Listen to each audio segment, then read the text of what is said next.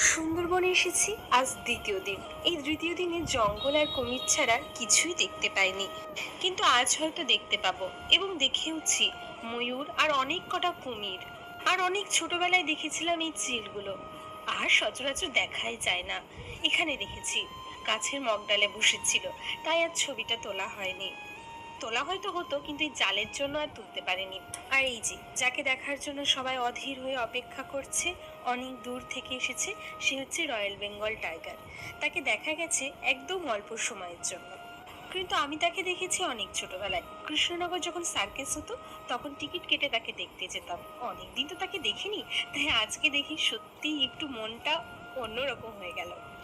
কিন্তু জানো তো, আগেকার বোটের কিছু লোক বলছিল কোথায় আমরা কোনো বাঘই দেখতে পাইনি, কিন্তু আমাদের কপাল ভালো, তাই আমরা দেখতে পেয়েছি।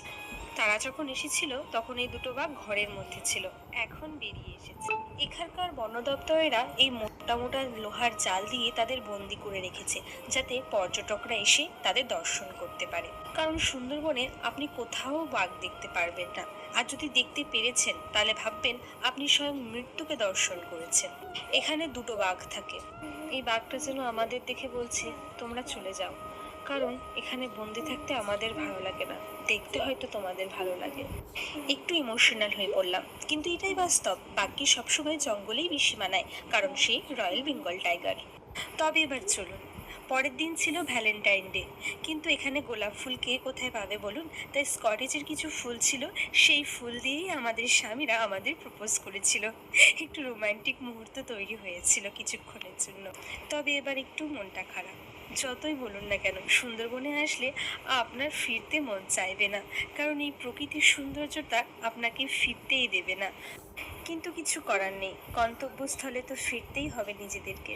তো এখানে যাওয়ার সময় একটা ছোট্ট লোকনাথ মন্দির ছিল, সেখানে ঘুরে এসেছি।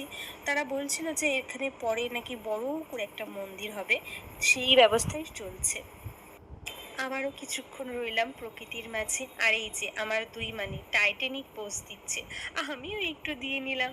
আবার কবে আসবো তার নেই ঠিক, তাই মনের আশাটা একটু পূর্ণ করে নিলাম।